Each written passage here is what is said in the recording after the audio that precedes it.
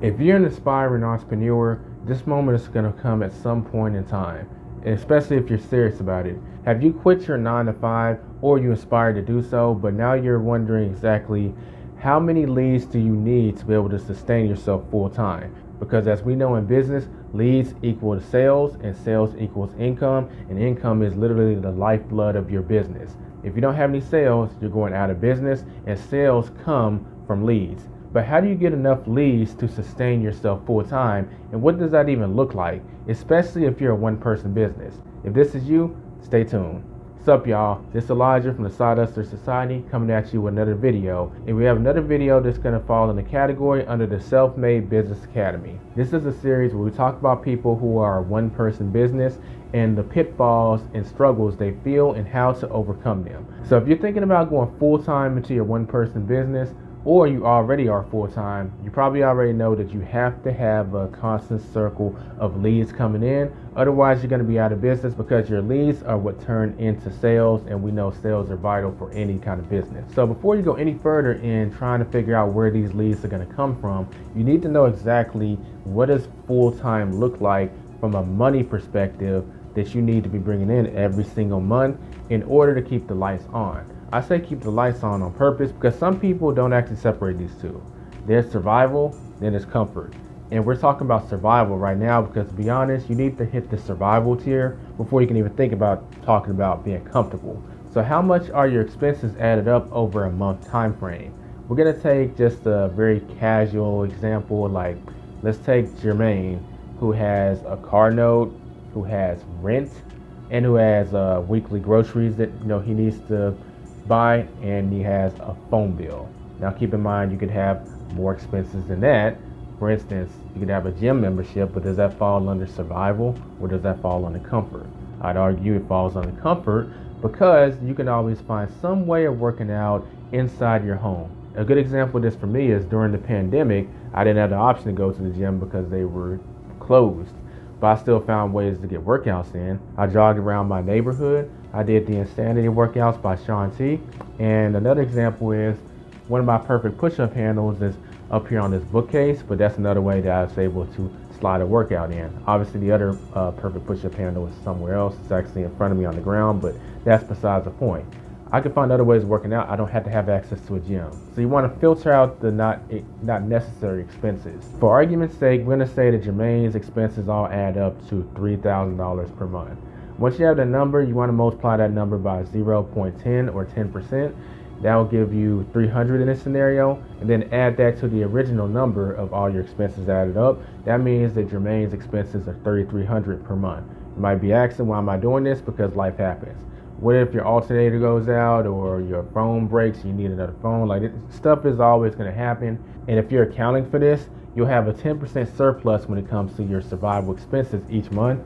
They will just keep accumulating inside your bank account. And when something does go wrong, you've kind of already planned for it. This is something separate from savings, and it's a creative financing thing. And it's something I talk about in more detail in my book, The Anatomy of Financial Success. But I tend to find that your expenses tend to rise with your lifestyle, and 10% is usually the magic number when something goes wrong. If you've been stashing that over the past few months, you'll be taken care of. This is universal whether you're an employee or an entrepreneur. So we don't get to skip steps just because we're entrepreneurs. Go ahead and set that up. So what does that mean for you? You want to go ahead and figure out what your monthly expenses are, add them up and multiply them times 10%, and then add that number to the original number, and you'll have a number. That will give you the number that you need to be bringing in on a monthly basis in order to sustain yourself full time. Otherwise, you're going to be finding yourself back to the 9 to 5 pretty dang quick. Once you found out what that magic survival number is, we're going to go on to the second step, which is you need to track all the lead sources that are actually working. And once you found out which ones are actually working, you need to double down on those and reduce the time you're spending on these other type of lead sources that just aren't bearing any good results. And I'll give you a great example. But me being a video editor, that's a trader skill I bring to the marketplace, and also a consultant, there's a local event called MixerCloud. It's mainly meant to help people in the tech industry find jobs or high-level careers, but it's not strictly for employees. It's if you have an interest in that field at all. So given the fact that I am working with technology as a video editor, and I do some consulting for social media management or just small businesses in general, I go to that meetup, and usually out of every 3 meetups I go to, I land 1 or 2 clients.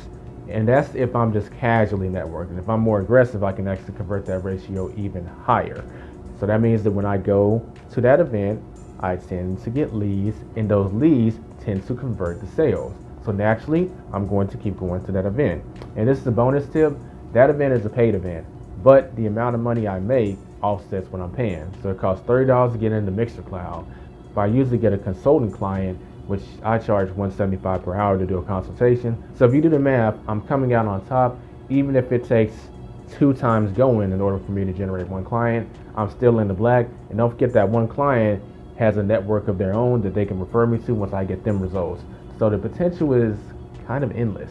The reason I bring up that it's paid is these type of events that are paid tend to yield the better results for you as a freelancer or someone who is a one-person business. That doesn't mean that free events can't be of value to you, but they just attract a different type of person, and you got to acknowledge that. And if you're not getting results from attending this recurring free event, you might need to shelve it.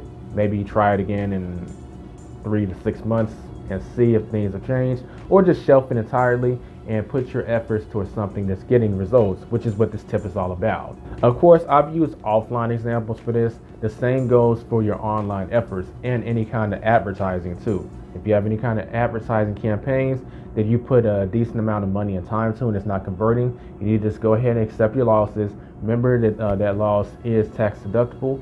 Not tax advisor, entertainment purposes only, but go ahead and try something new to start generating the leads that you need to stay afloat. Now, I kind of jumped the bag and already kind of went into number 3, but it's essentially to filter out the ways of generating leads that aren't working for you. So I kind of covered exactly why, but I'll give another personal example.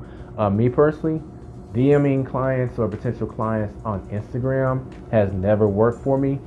And the results are very, very, very, very low. Now, that's just for me. Some people can work that system like magic. I don't like direct outreach online. I'd rather get out in person, meet people, network, and get my clients that way. Of course, there are other ways of getting clients, but that's just my least favorite. And would it be my least favorite, it probably plays a role in why I don't see that much results on it. So do you think I'm going to keep DMing people on Instagram about my video editing services? No, I'm going to put that time into some other way that's generating results. So in summary, we have 3 things that you need to do to be able to sustain yourself full-time by getting enough leads. You need to find out what is that full-time look like in the form of calculating your monthly expenses, then adding that 10% on top of it. You need to double down on the lead sources that are working, which means you need to just do an analysis on all your lead generating sources and see which ones are converting the highest. Take the highest converting ones and really focus on those, and then move on to step 3, which is to shelve or just stop putting energy into the ones that aren't bearing that much results. At this point, it's literally just a math ratio for your effort, because if you start doubling down on what's working and you get rid of what's not working, then by definition you're going to have more leads, and more leads equals more sales, and you know sales equals income.